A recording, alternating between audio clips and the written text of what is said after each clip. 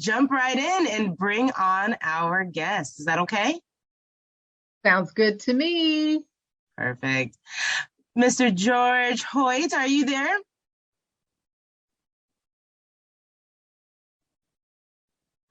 Hi, George. I think you might be on mute, so go ahead and unmute yourself if you can. Hello? Hello. Perfect.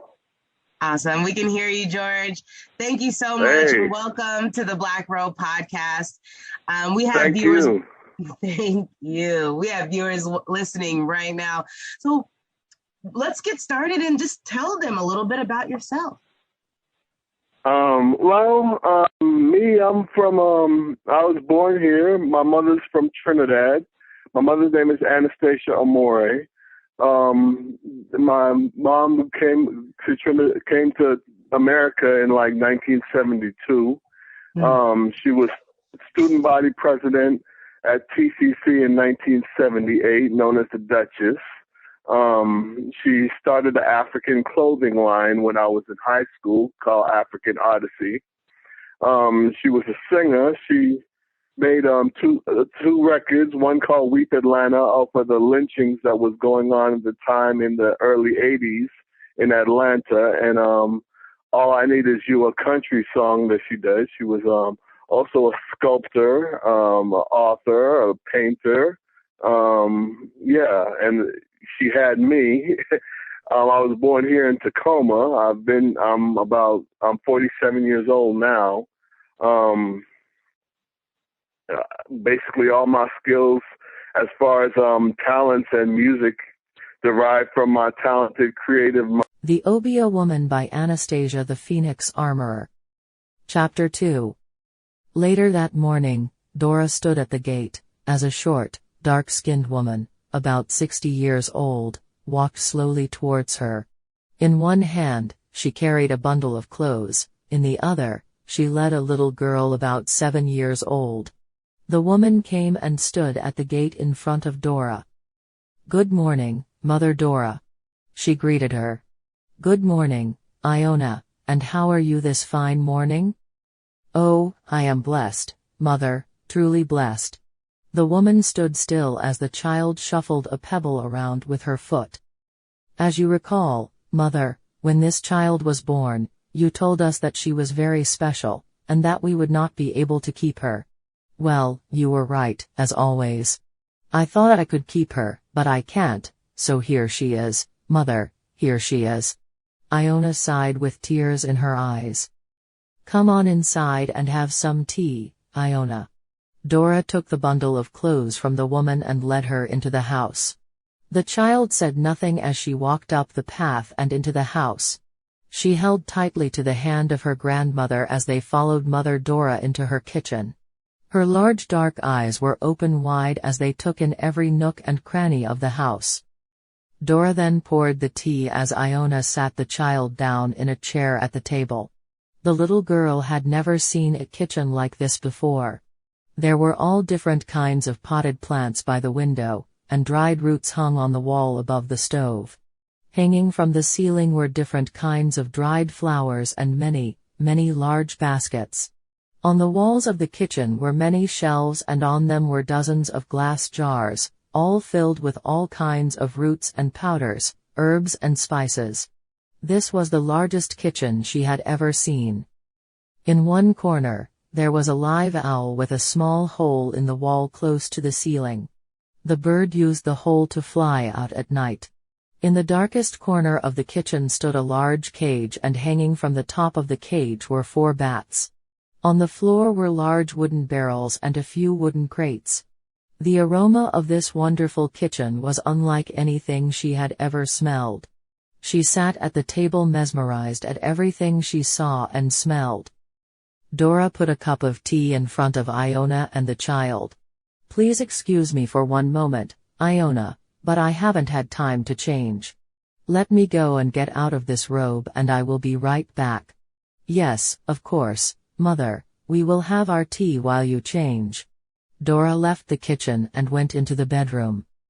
Iona took the hand of the small child in hers. "Don't be afraid, Angela, you will like it here, everything will be all right." The eyes of the old woman were filled with tears. "Don't cry, Granny Nona. I will come and visit you often." The girl left her chair and went to put her arms around her grandmother and kissed her.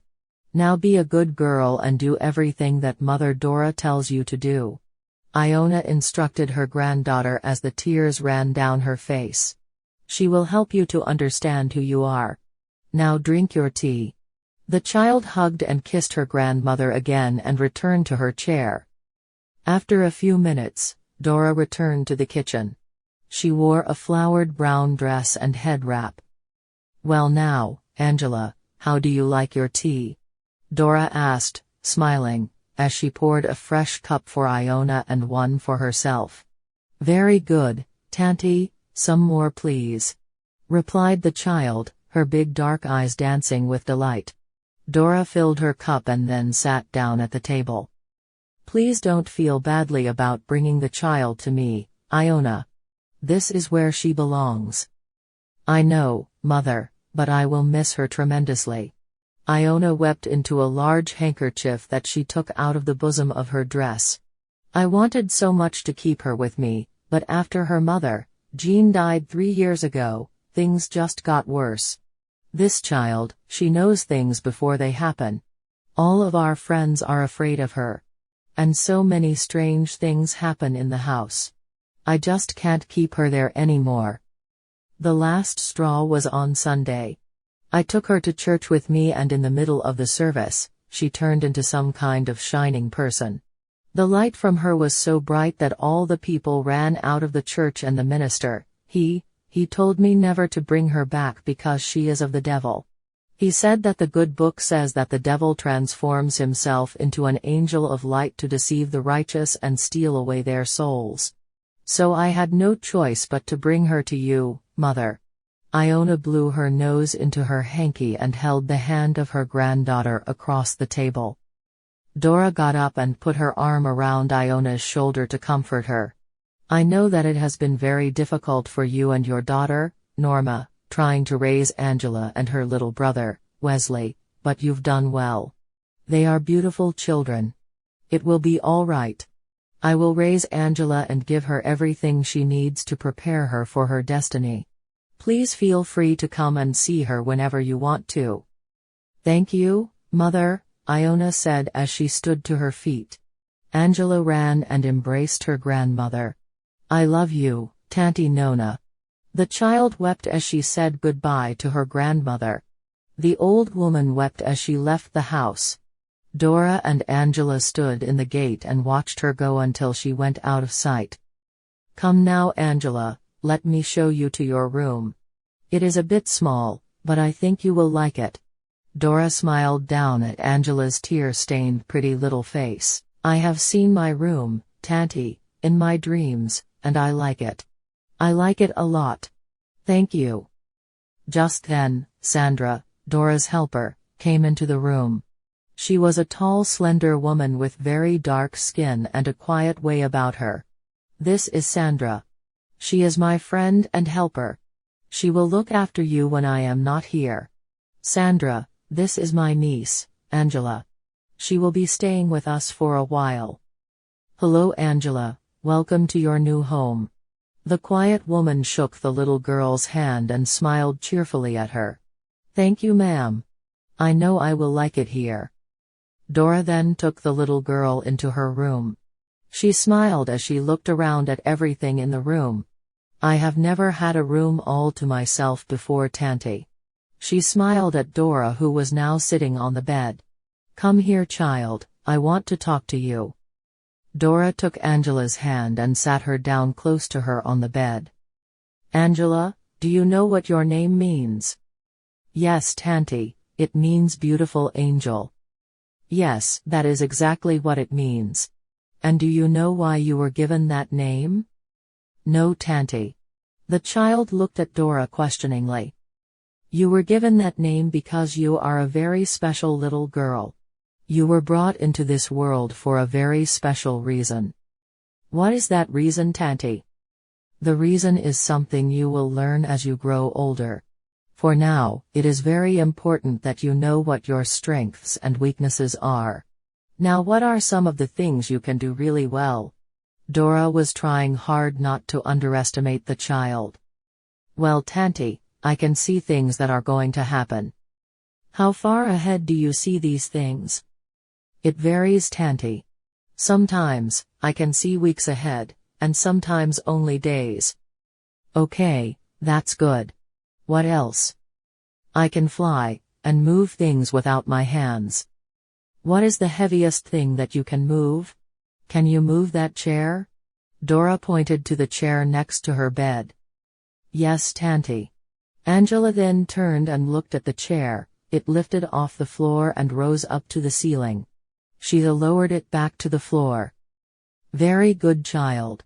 You must know that most people in the world cannot do what you just did. You must be very careful not to allow anyone who doesn't know you to see you do these things. Do you understand? Yes, Tanty, but why? Because many people are afraid of things they do not understand, and they may try to hurt you because of it. Now, what else can you do? I can hear things that are far away. What sort of things? Oh, many things, Tanty, like the river, the traffic on the main road, and people talking. People talking? Can you hear what my neighbor Mr. Newton is saying? Yes, Tanty. That's easy. Mr. Newton is shouting. He's asking someone named Hilda to bring another beer. That's true, very good. Is there anything else? Yes, Tanty, I know that one day soon my daddy will come for me. Dora looked at the child in great surprise. What do you know about your daddy, Angela? I know that he is strong, he lives in America, and when my mother died, he wanted me, but Tanty Nona couldn't bear to part with me, so she wouldn't let me go with him. But, now that I am older, he is coming for me, to live with him in America. When will he come? Very soon, Tanty. Very soon. Dora looked at the child in amazement, not knowing what to say. We are alike, aren't we, Tanty? Your father was strong also. Yes, we are. I was born a long, long time ago. My father was free and my mother was a slave from a land called Africa. I was born right here on this island, but this is one of my great secrets and you must promise not to share it with anyone. I promise, Tanty. I will tell no one your secrets. The child kissed the forefinger of her right hand to show Dora that her promise is true.